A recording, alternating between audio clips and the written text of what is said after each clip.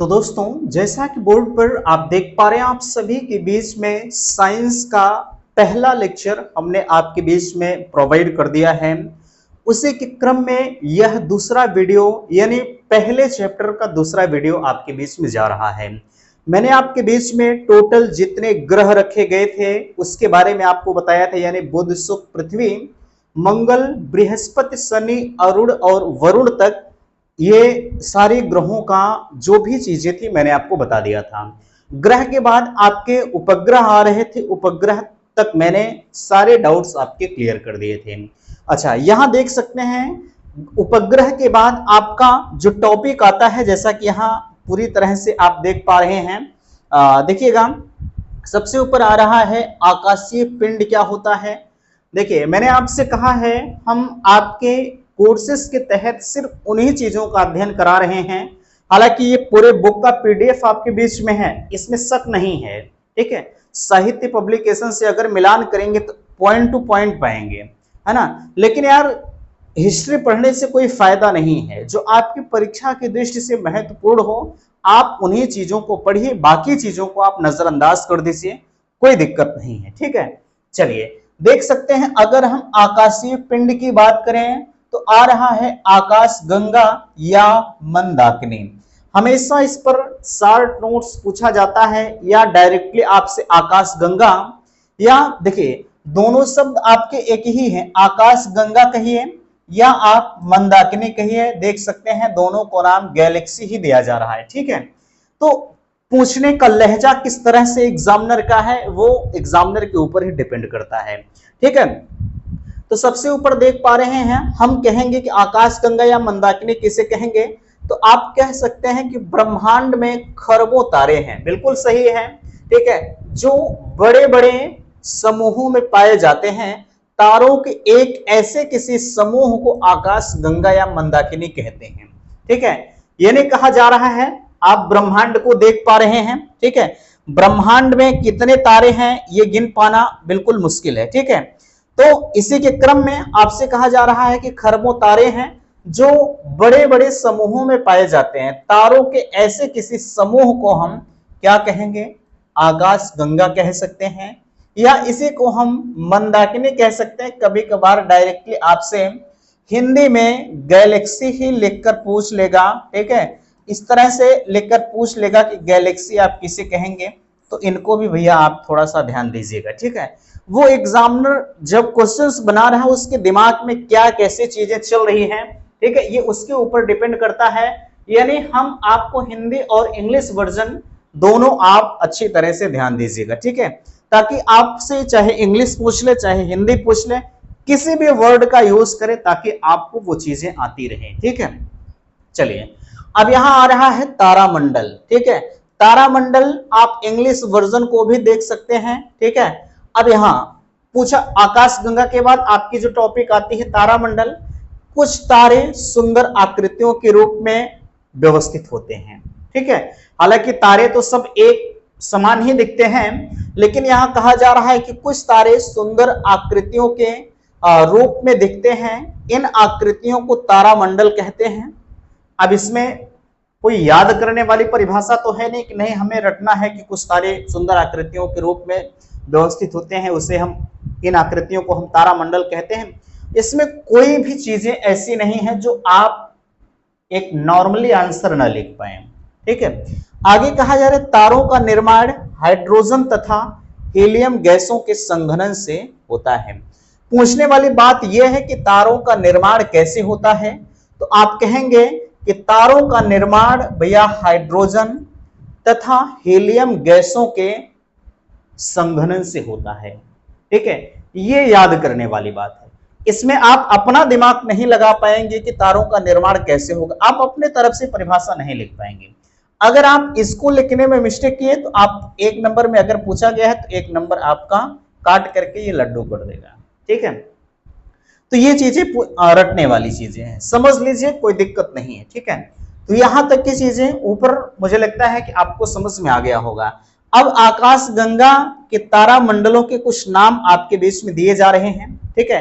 इनको भी आप थोड़ा सा ध्यान दीजिएगा। कहा जा रहा है वृश्चिक, देख सकते हैं, ठीक है। अगला है ओरियन, सप्तर्षि है और ध्रुव तारा है। हालांकि इनके बारे में कुछ पूछा तो नहीं जाता, लेकिन एक एक नंबर की चीजें हैं, ठीक है, एक एक लाइन की चीजें हैं, इनको भी आप थोड़ा सा ध्यान दीजिएगा। हो सकता है पूछ लें, ठीक है, एग्जामिनर कैसे क्वेश्चंस बनाए वो उसके ऊपर डिपेंड करता है।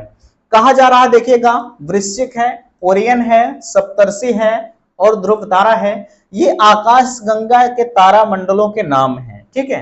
तो यहां वृश्चिक की अगर हम बात करें तो आकाश की दक्षिण पश्चिमी दिशा में यह ग्रीष्म काल में दिखाई देता है। पूछा कैसे जाएगा, अगर पूछेगा भी तो वृश्चिक कब दिखाई पड़ता है, ठीक है, किस जो है काल में दिखाई पड़ता है या किस दिशा में दिखाई पड़ता है, इस तरह से पूछेगा, ठीक है। तो देख सकते हैं आकाश जो है आकाश के दक्षिण पश्चिम में यह ग्रीष्म काल में दिखाई पड़ता है। इसी तरह से आपसे पूछेगा, बाकी इसमें भी कोई चीजें ऐसी नहीं है जो आप ना याद कर पाए, ठीक है। चलिए अब देखिए व्याघ्रारा, जिसे हम ओरियन भी कहेंगे, ठीक है, यह आकाश के उत्तरी भाग में, ठीक है, यह आकाश के किस भाग में स्थित होता है, उत्तरी भाग में स्थित होता है। और ये किस काल में दिखाई पड़ता है, ये भैया शीतकाल में दिखाई पड़ता है, ठीक है। चलिए ये भी आपका हो गया। आगे हम आपको लेकर चलते हैं, ध्यान दीजिएगा। देखिए अब देखिए व्याघ्र ओरियन का तारामंडल किस तरह से होता है, इनको भी थोड़ा सा इस फिगर के माध्यम से आप देख लीजिए, ठीक है। चलिए देखिए ये फिगर आप देख लीजिएगा, बाकी ये बनाने के लिए आपके एग्जाम में नहीं आएगा। अब देखिए सप्तर्षि कहा जा रहा है, ठीक है, सप्तर्षि यह उत्तर आकाश या उत्तरी आकाश में ये भी शीतकाल में ही दिखाई पड़ता है, ठीक है। और ये इसमें एक पर्सनल मंथ दिया जा रहा है कि सितंबर महीने में दिखाई पड़ता है, ठीक है। कब दिखाई पड़ता है, सितंबर महीने में। आप इस समय देखिएगा, ठीक है, सप्तर्षि आपको दिखाई देगा। और इसका आकार कैसा होता है, आकार भी आप देख लीजिए, ठीक है।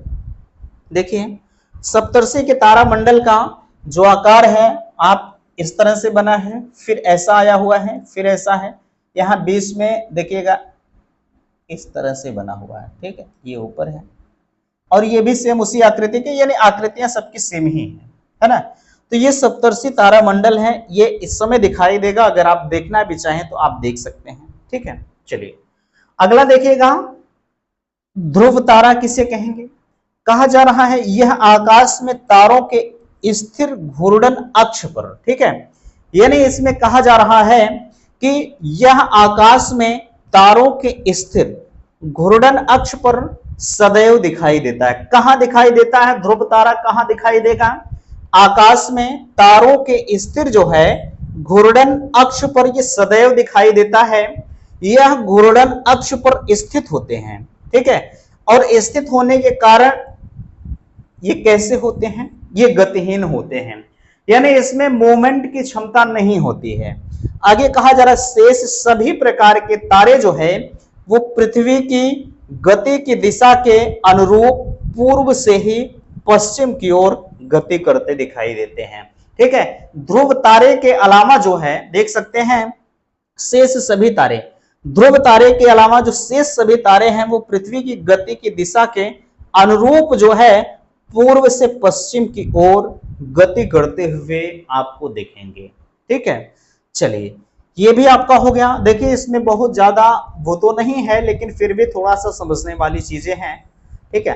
अब यहाँ जो अभी तक ऊपर, तो सबसे ऊपर की जो टॉपिक मैंने आपको बताया, ध्यान दीजिएगा थोड़ा सा, वो आपके लिए मोस्ट इंपॉर्टेंट चीजें थी।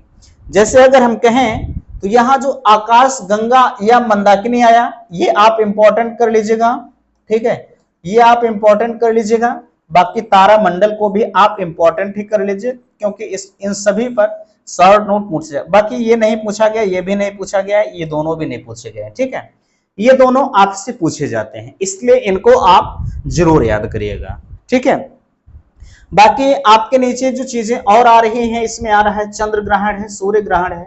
ये अपने आप में बड़े मोस्ट इंपॉर्टेंट टॉपिक होते हैं, इन्हें आप मिस नहीं करेंगे, ठीक है। एक एक लाइन पॉइंट टू पॉइंट हम आपको बताएंगे ताकि आपको कभी भूले ना। चंद्र ग्रहण और सूर्य ग्रहण क्या होता है, इमेज के थ्रू भी यहां देख सकते हैं, ठीक है। चलिए कहा जा रहा है कि चंद्र ग्रहण क्या होता है, यह पूर्णमासी के दिन। सबसे पहला पॉइंट आपका बनता है कि चंद्र ग्रहण कब होगा, तो आप कहेंगे चंद्र ग्रहण जो हमारा होता है वो पूर्णमासी के दिन ही होता है, ठीक है। और कहा जा रहा है दिन जब सूर्य और चंद्रमा, ध्यान दीजिएगा पॉइंट आप करते हुए चलिएगा, जब सूर्य और चंद्रमा के बीच जो है पृथ्वी आ जाती है, बस आप समझ गए, ठीक है। अगर यहां तक की चीजें आपकी क्लियर हैं तो मेरे हिसाब से आप बनाकर सारी चीजें लिख सकते हैं। यानी इसमें पॉइंट करने वाली क्या चीजें हैं कि चंद्र ग्रहण कब होगा, चंद्र ग्रहण होगा पूर्णमासी के दिन होता है, सूर्य और चंद्रमा के बीच पृथ्वी, सूर्य अपनी जगह पर स्थिर है, ठीक है, सूर्य कभी इधर उधर नहीं हटेगा, बस हटेगी तो चंद्रमा और पृथ्वी हटेगी, ठीक है। चंद्रमा और पृथ्वी आपस में परिवर्तित होगी तब जाके सूर्य ग्रहण होगा और चंद्र ग्रहण होगा, ठीक है। तो ध्यान दीजिएगा पूर्णमासी के दिन होगा, ये तो आपका क्लियर ही हो गया, ठीक है। और इसी के क्रम में हम कहें तो सूर्य और चंद्रमा के बीच कौन आ जाता है, जब पृथ्वी आ जाती है तब क्या होता है, चंद्र ग्रहण होता है, ठीक है। तो यहां तक तो आपका क्लियर। अभी मैंने कहा आपसे सूर्य अपनी जगह पर स्थित है, बाकी ये चंद्रमा और ये पृथ्वी अपने आप में परिवर्तित हो रहे, कभी चंद्रमा जा रही है और कभी जो है पृथ्वी जा रही है, ठीक है। अभी तो यहां पृथ्वी गई है, लेकिन अभी यहां चंद्रमा जब आएगी, यहां चंद्रमा आ जाएगी तब क्या होगा, ये चंद्र ग्रहण परिवर्तित होकर के सूर्य ग्रहण हो जाएगा, ठीक। अभी देखिएगा उसको भी, ठीक है। आगे कहा जा रहा है चंद्र ग्रहण में पृथ्वी की छाया चंद्रमा पर पड़ती है, ठीक है। अब ये सब सारी चीजें कथा है ना, ये एग्जामिनर जब भी आपसे देगा, ठीक है, अगर ये फिगर आप बना पा रहे हैं तो बनाइए, अन्यथा की स्थिति में आप ऊपर की 2 लाइन सही लिख दीजिए, 100% आपको नंबर देकर जाएगा, ठीक है। कहा जा रहा है पृथ्वी की छाया चंद्रमा पर पड़ती है और चंद्रमा पृथ्वी पर, चंद्रमा जो है पृथ्वी की छाया में छुप जाता है। यदि चंद्रमा पृथ्वी की परिछाया में हो तो चंद्रमा बिल्कुल जो है दिखाई नहीं देता है। इस स्थिति में चंद्र ग्रहण होता है। भाई आपने देखा होगा जब चंद्र ग्रहण होता है, सूर्य ग्रहण होता है, तो गांव घरों की महिलाएं जानवरों इत्यादि को किस तरह से कहते हैं, उनको ऐसा कर दीजिए जैसे आपने देखा होगा जब गाय भैंस के जो होते हैं बच्चे जब पेट में पल रहे होते हैं तो वहां लोग कहते हैं कि ऐसा कर दीजिए नहीं तो चंद्र ग्रहण उस पर लग जाएगा। ये सारी प्रक्रिया होती है, बट उन चीजों को तो हम तो नहीं मानते बहरहाल, ठीक है। लेकिन फिर भी जो धारणाएं चली आ रही हैं आज के समय में आपने देखा भी होगा, बहरहाल छोड़िए इन चीजों को। एक इस स्थिति में हमारा जो है पूर्ण चंद्र ग्रहण होता है। यदि चंद्रमा का कुछ भाग जो है पृथ्वी की उपछाया में हो तो यह भाग हमें जो है आंशिक रूप से दिखाई देता है। इस स्थिति को हम आंशिक चंद्र ग्रहण कहते हैं, ठीक है। ये आंशिक चंद्र ग्रहण आपसे नहीं पूछेगा, ठीक है। अगर पूछेगा तो डायरेक्टली आपसे चंद्र ग्रहण पूछेगा, ये नहीं होगा कि आंशिक चंद्र ग्रहण किसे कहेंगे, पूर्ण चंद्र ग्रहण किसे, ये सब ऐसा नहीं होता है, ठीक है। डायरेक्टली आपसे पूछेगा कि चंद्र ग्रहण किसे कहेंगे। भाई चंद्र ग्रहण यहां देखिए सूर्य अपनी जगहों पर स्थित है, ठीक है, और यहां ऊपर से सूर्य का प्रकाश आ रहा है और पृथ्वी की उप छाया है, ठीक है। अब देखिए यहां मैंने आपको बताया जो है थोड़ा सा इनको हम क्लीन करते हैं। देखिए अब हमने बताया आपसे यह पूर्णमासी के दिन होता है, सूर्य और चंद्रमा के बीच पृथ्वी आ जाती है। देखिएगा सूर्य अपनी जगहों पर स्थित है, ठीक है, पृथ्वी बीच में आई है और चंद्रमा देख सकते हैं सबसे लास्ट में है कि नहीं है। अगर ये कंडीशंस बन रही है, ठीक है, तो यहां पर आपका क्या होगा, चंद्र ग्रहण ही होगा, ठीक है। अब देखिए यहां पृथ्वी की छाया में छिपा चंद्रमा यहां देख सकते हैं, ठीक है, सारी चीजें आपके बीच में दर्शाई गई हैं, है ना। तो ये मुझे लगता है कि यहां तक की चीजें चंद्र ग्रहण तो आप समझ ही गए होंगे, ठीक है। अभी इस फिगर को आप थोड़ा सा ध्यान दीजिएगा, अभी इसी फिगर को सेम फिगर आपका यही है, ठीक है, फिगर आपका यही रहेगा, बस थोड़ा सा ये जो पृथ्वी की स्थिति है और चंद्रमा की स्थिति है, मैंने आपको पहले भी बताया कि आपस में ये इधर जाएंगे ये इधर आएंगे, ठीक है, तब जाके सूर्य ग्रहण चंद्र ग्रहण होगा। चलिए देखिए ये तो चंद्र ग्रहण का परिदृश्य है। आगे अगर हम इसी के क्रम में कहें तो आप देखिएगा कहा जा सकता है सूर्य ग्रहण, ठीक है। अभी जब चंद्र ग्रहण आपका हो रहा था तो वो तो पूर्णमासी के दिन हो रहा था, लेकिन अब जो आपका सूर्य ग्रहण होगा, ठीक है, अब जो आपका सूर्य ग्रहण होगा ये आपका अमावस्या के दिन होता है, ठीक है। कब होता है, अमावस्या के दिन। पहला क्वेश्चन यही आपका बनेगा कि सूर्य ग्रहण कब होगा और चंद्र ग्रहण कब होगा। ठीक है, तो इन चीजों को आप ध्यान दीजिएगा। मैं बार बार क्यों रिपीट कर रहा हूं, सूर्य ग्रहण आपका अमावस्या के दिन और चंद्र ग्रहण आपका पूर्णमासी के दिन होगा। ठीक है, कब होगा, पूर्णमासी के दिन होगा। ये भी हो गया। अब देखिएगा, मैंने कहा आपसे सूर्य अपनी जगहों पर स्थिर है। ठीक है, सूर्य आपका इधर उधर नहीं हटेगा। थोड़ा सा और ऊपर करते ताकि आपको अभी से फिगर दिखे। ठीक है, चलिए अब यहां फिगर भी आप देखिएगा। मैंने कहा आपसे फिगर सेम वही है। चंद्रमा जो है अब देखिए बीच में आ गई और पृथ्वी किनारे आ गई। ठीक है, तो सूर्य अपनी जगहों पर स्थिर है या नहीं है, सिर्फ आपको इन्हीं को हिलाना डुलाना है। ठीक है, ऐसा करते हैं। अब देखिएगा, इनको समझिए पहले, अभी ये फिगर अपने आप खुद समझ में आ जाएगा। ठीक है, कहा जा रहा है अमावस्या के दिन सूर्य और पृथ्वी के बीच में चंद्रमा आ जाती है। क्या हुआ, समझे कि नहीं? मेरे हिसाब से आपके सारे डाउट्स क्लियर हो गए होंगे।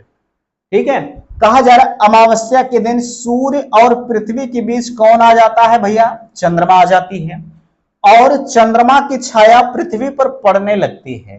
ठीक है, जब चंद्रमा की छाया पृथ्वी पर पड़ने लगती है तो इस स्थिति में सूर्य का वह भाग दिखाई नहीं पड़ता जो चंद्रमा से क्या होता है, ढक जाता है। ठीक है, इस स्थिति को हम क्या कहेंगे, सूर्य ग्रहण कहेंगे। ठीक है, बताइए। अब आप इस जो है कंडीशंस को आप समझ गए। सूर्य अपनी जगहों पर अडिग है, सूर्य को कोई नहीं हिला सकता, बस हिलेंगे तो चंद्रमा और पृथ्वी हिलेंगे। ठीक है, अभी चंद्रमा बीच में आई है, पृथ्वी किनारे गई है। अभी फिर से हम अगर पृथ्वी को यहां लेकर चले आए और चंद्रमा को यहां लेकर चले जाए तो कौन सी स्थिति होगी? मैं आपसे पूछना चाहूंगा कि क्या यहां तक की चीजें आपको समझ में आई कि नहीं आई? ठीक है, चलिए ये हो गया। आगे कहा जा रहा है पृथ्वी के जो है जिस क्षेत्र में चंद्रमा सूर्य को पूरी तरह से अवरुद्ध कर देता है तो उस क्षेत्र को हम पूर्ण सूर्य ग्रहण जो है दिखाई देता है। इस प्रकार वह क्षेत्र जो चंद्रमा के उपछाया में है, जहां सूर्य केवल आंशिक रूप से, ठीक है, दिखाई देता है, तो ऐसे स्थान पर खंड सूर्य ग्रहण पड़ता है। ठीक है, अच्छा आगे देखिएगा, यदि चंद्रमा की पृष्ठछाया, ठीक है, यदि चंद्रमा के पृष्ठछाया का केवल छोर ही पृथ्वी को छूता है तो जो है क्लयाकार सूर्य ग्रहण पड़ता है। ठीक है, अब आप इस देखिए, ये नीचे जो आपने इतिहास अभी पढ़ा, ठीक है, इसे हम थोड़ा सा इरेज कर देते हैं। देखिएगा, जो अभी आपने इन चीजों को पढ़ा, आपके लिए मोस्ट इंपॉर्टेंट चीजें कहां तक हैं समझिएगा। ठीक है, देखिएगा, आपके लिए सबसे मोस्ट इंपॉर्टेंट चीजें कहां तक हैं, यहां तक है। ठीक है, यहां तक की चीजें आप याद कर लीजिएगा। आपको अगर 1 नंबर में पूछा जा रहा है, 1 नंबर आपको मिल जाएगा। 2 नंबर पूछा जा रहा है तो थोड़ा सा ये फिगर आप ड्रॉ कर दीजिएगा, बाकी ये इतिहास लिखने से कोई फायदा नहीं होगा। ठीक है, चलिए यहां तक क्या आपको सारी चीजें समझ में आई कि नहीं आई? ठीक है, चलिए आगे अब देखिए नासा। ठीक है, अगर हम इसके अंतर्गत बात करें, हालांकि अगर सिर्फ नासा को ही पढ़ाया जाए, ठीक है, तो काफी बड़े लेवल में पढ़ाया जा सकता है ना। कभी कभी एग्जामिनर करते क्या है कि डायरेक्टली आपसे इसके फुल फॉर्म को ही पूछ लेते हैं। जैसे यहां नासा अंतरिक्ष केंद्र है, ये तो आपको पता ही है। इसका मुख्यालय कहां है, सभी चीजों के बारे में बताएंगे, वाशिंगटन डीसी। ये अपने आप में इतना ट्रेंडिंग क्वेश्चन है कि कोई भी एग्जाम यार होता है वो हर जगहों पर ये पूछा जाता है। ठीक है, ये हर जगहों पर पूछा जाता है। बहरहाल पहले आप ऊपर से आइए, अभी तो हम नीचे में पहुंच गए। ठीक है, देखिए कहा जा रहा है, अगर इसके हम फुल फॉर्म की बात करें तो national aeronautic and space administration. ठीक है, ये इसका फुल फॉर्म है। कभी कभी आपसे एग्जाम में डायरेक्टली एक नंबर में यही पूछ लेगा कि नासा का फुल फॉर्म क्या होता है। ठीक है, तो आप इंग्लिश वर्जन को ध्यान दीजिए। चलिए देखिएगा, यहां इसका जो नारा है, for the benefit of all, यानी सबकी भलाई के लिए क्या बना है, नासा बना है। ठीक है, चलिए अब इसका संस्था अवलोकन आप कर लीजिए। स्थापना इसकी कब हुई, 29 जुलाई 1958 को हुई थी। ठीक है, यानी जब ये 56 वर्ष, आप इसे काट दीजिए। ठीक है, इसकी स्थापना कब हुई थी, 29 जुलाई 1958 को हुई थी। अब इसी के क्रम में अगर हम कहें तो इसका अधिकार क्षेत्र कहां है, अमेरिका के पास है। ठीक है, और जो सबसे ट्रेंडिंग क्वेश्चन हमारा बनता है कि नासा का मुख्यालय कहां है, तो आप कहेंगे वाशिंगटन डीसी, यानी अमेरिका में है। ठीक है, चलिए यहां तक हो गया। आगे हम कहें तो देखिएगा, कहा जा रहा है कि national aeronautics and space administration, Hindi फल प्रक्षेपण। ठीक है, यानी कहा जाए तो भारतीय दूर संवेदी उपग्रह IRSS P4 श्री हरिकोटा परीक्षण केंद्र से सफल प्रक्षेपण है। ठीक है, चलिए थोड़ा सा और नीचे आ पाइए, इसके बारे में और विस्तृत नॉलेज आपके बीच में। चलिए देखिएगा, इसको आप समझिए। कहा जा रहा है कि पहली बार भारत से विदेशी उपग्रहों का प्रक्षेपण, ठीक है, कहा जा रहा दक्षिण कोरिया के किटसैट, ठीक है, किटसैट थर्ड, और जो है जर्मनी के DCR-2 सैट का सफल परीक्षण हुआ। ठीक है, फिर आगे कहा जा रहा है नेशनल एरोनॉटिक्स एंड स्पेस। ठीक है, national aeronautics and space administration, Hindi अनुवाद राष्ट्रीय वैमानिकी और अंतरिक्ष प्रबंधन। ठीक है, आगे कहा जा रहा है अंग्रेजी, जो है अंग्रेजी देख सकते हैं, national aeronautic and space administration, जिसे हमने नासा भी बताया था, है ना। आगे कहा रहा, जिसे संक्षेप में हमने जो है नासा कहते हैं। ठीक है, संयुक्त राज्य अमेरिका, जो है संयुक्त राज्य अमेरिकी की सरकार की शाखा है, जो देश के जो है सार्वजनिक अंतरिक्ष कार्यक्रमों व एरोनॉटिक्स व जो है एरोस्पेस संशोधन के लिए क्या है, जिम्मेदार है। ठीक है, फरवरी 2006 से नासा का जो लक्ष्य वाक्य है, भविष्य में, ठीक है, इंपॉर्टेंट चीजें, ठीक है, जो नासा का लक्ष्य है या इसके लक्ष्य वाक्य की बात करें तो भविष्य में अंतरिक्ष अन्वेषण, वैज्ञानिक जो है वैज्ञानिक खोज और एरोनॉटिक संशोधन को बढ़ाना है। ठीक है, आगे हम कहें तो 14 सितंबर 2011 में नासा ने घोषणा की कि उन्होंने एक नए स्पेस लॉन्च सिस्टम के डिजाइन का चुनाव किया है। ठीक है, अब ध्यान दीजिएगा, जिसके चलते, ठीक है, जिसके चलते संस्था के अंतरिक्ष यात्री अंतरिक्ष में और दूर तक सफर करने में सक्षम होंगे। ठीक है, नासा का जो यहां देख सकते हैं लक्ष्य वाक्य है, लक्ष्य वाक्य को आप नीचे यहां समझिएगा। ठीक है, क्योंकि कभी कभी आपसे लक्ष्य वाक्य भी पूछ लेगा कि नासा जो अंतरिक्ष केंद्र है इसका लक्ष्य वाक्य क्या है, तो लक्ष्य वाक्य के बारे में भी आप थोड़ा सा ध्यान दीजिएगा। ठीक है, बात कर रहे थे हम दूर तक सफर करने में सक्षम होंगे और अमेरिका द्वारा मानव अंतरिक्ष अन्वेषण में एक नया कदम साबित होंगे। ठीक है, चलिए यहां तक हो गया। अब इसके नीचे थोड़ा सा और अगर हम आपसे बात करें तो बहुत ज्यादा आपके लिए महत्वपूर्ण नहीं है, इन चीजों को हम छोड़ रहे हैं। ठीक है, बाकी आप देख लीजिएगा। अच्छा, एक चीज आप ये इतना जरूर हमसे कहना चाहेंगे, भैया नासा के बारे में और थोड़ा सा डीपली नॉलेज दीजिए। देखिए, हम समझ सकते हैं कि नासा के बारे में आपको विस्तृत नॉलेज चाहिए, ठीक है, लेकिन यार जितना आपके सिलेबस में है हम उतने चीजों को लेकर चल रहे हैं। बाकी अगर पढ़ाया जाए तो 2-3 दिन इसी पर लग सकता है। नासा के बारे में बहुत सारी चीजें हैं। ठीक है, अच्छा, यहाँ एक शब्द आया हुआ है आपके बीच में, इसको भी हम देने का प्रयास करते हैं। थोड़ा सा इसको आप समझिएगा, वो उधर से हट जाए। हाँ, ठीक है, देखिए चीजें ये हैं कि भारतीय अंतरिक्ष अनुसंधान संगठन इसरो, इसरो के बारे में अगर हम कहें तो यहां से आप ऊपर से ही देख लीजिएगा, नासा का गठन नेशनल एरोनॉटिक्स एंड स्पेस अधिनियम के अंतर्गत 19 जुलाई जो है 1958 में इसके पूर्वाधिकारी संस्था national advisory committee for aeronautics यानी एनसीए, ठीक है, एनसीए के स्थान पर किया गया था। ठीक है, नासा का जो देख सकते हैं नासा का संगठन, ये तो इसका पूरा नाम है, अधिनियम के अंतर्गत 19 जुलाई जो 1958 में इसके पूर्वाधिकारी संस्थान national advisory committee for aeronautics NCA के स्थान पर किया गया था। ठीक है, आगे कहा जा रहा है इस जो है सम भारतीय अंतरिक्ष अनुसंधान संगठन इसरो, ठीक है, भारत के राष्ट्रीय अंतरिक्ष संस्थान है, ठीक है, जिसका मुख्यालय कहां है,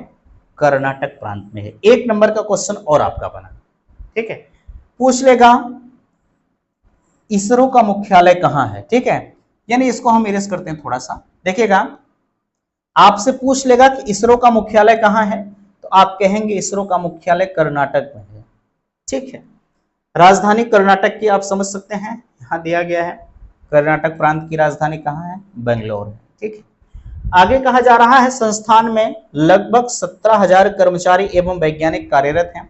संस्थान का मुख्य जो है कार्य भारत के लिए अंतरिक्ष संबंधित तकनीकी उपलब्ध कराना है, और अंतरिक्ष का कार्यक्रम जो है या जो है अंतरिक्ष कार्यक्रम के मुख्य उद्देश्य में उपग्रहों, प्रमोचक यानों, जो है परिज्ञापी रॉकेट और जो है भू प्रणालियों का जो विकास वो शामिल किसमें होता है, ये इसरो के काम के तहत आता है।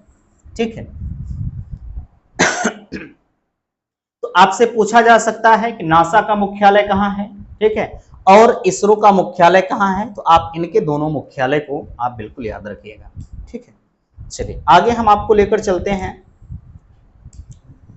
थोड़ा सा छोटा वीडियो, अच्छा ये मुझे लगता है कि यहीं तक था, हाँ समाप्त हो गया। ठीक है, चलिए क्या यहां तक की चीजें आपको समझ में आई कि नहीं आई, प्लीज आप मुझे थोड़ा सा कमेंट करके बता दीजिएगा। बाकी अगर आपका कोई डाउट्स बचता है तो ये नंबर मैं आपके बीच में प्रोवाइड कर रहा हूं, आप इन नंबरों पर संपर्क कर सकते हैं, 94 52 33 10 53। ठीक है, ये नंबर आपके लिए है, ठीक है, 94 52 33 10 53, इस पर आप संपर्क कर लीजिएगा जहां भी आपको नहीं समझ में आ रहा है। ठीक है, अच्छा ये अब तो सारी चीजें आपको अच्छी खासी दिख रही होंगी, बाकी अगर कोई डाउट्स आपका है तो आप पूछ सकते हैं, मुझे कोई दिक्कत नहीं। ठीक है, तो फिलहाल के लिए उम्मीद करते हैं कि बातें आप सभी को समझ में आई हैं। प्लीज वीडियो को लाइक कीजिएगा, शेयर कीजिएगा, और चैनल पर पहली बार विजिट किए हैं तो चैनल को सब्सक्राइब कीजिएगा। वीडियो समाप्त करते, थैंक्स, धन्यवाद।